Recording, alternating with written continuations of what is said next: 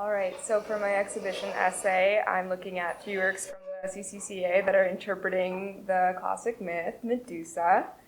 And they all kind of take a contemporary perspective to it. I have a few notes just before I begin, just about like Medusa in general.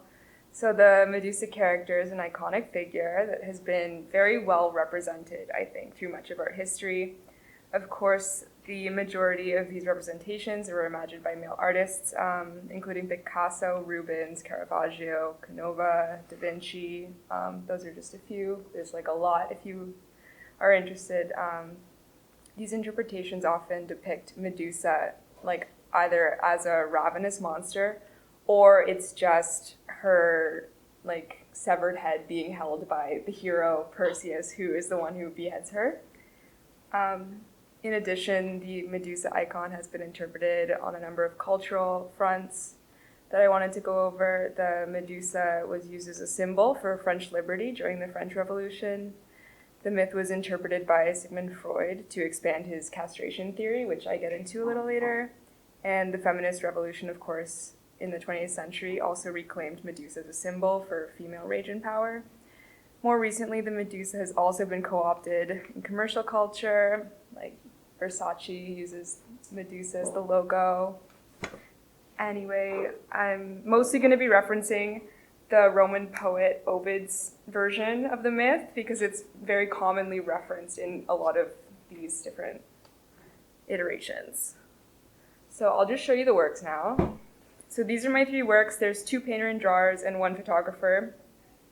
They are Natalka Huszar up there, Sheila Butler, and Margaret Lawther. In bringing them together, I'm hoping to demonstrate kind of, again, like the transformative power of the myth itself, the icon and its symbolism, and unpacking like how the Medusa icon lends itself to a variety of female identities, experiences, and contexts more broadly. So this is the first piece that I chose. I actually got to speak to Natalka Huszar, and she had a lot of insights. They were great. It's a study for this other painting, which I'll show you, Two Paths, which is part of her series where she is interpreting like pulp fictions for herself. She has like a huge interest in post-Soviet Ukraine, especially in this series Blonde Hair with Dark Roots. She was telling me it's kind of mostly about post-Soviet Ukraine and the transition that happened there. And you can tell from the time that most of these were painted that it is really like it was on her mind. Natalka herself is Ukrainian. She has Ukrainian heritage, so it's very like a personal thing, and it shows up in a lot of her works. So with this Medusa, I really like that the title is Medusa. And we were talking a lot, even though it's kind of a character study for a different work, she was still pretty interested in considering this specific figure as Medusa, like an iteration of Medusa to me. And so even though it has iterations in her other works, like here's some more, it kind of lends itself to the Medusa myth in its own way.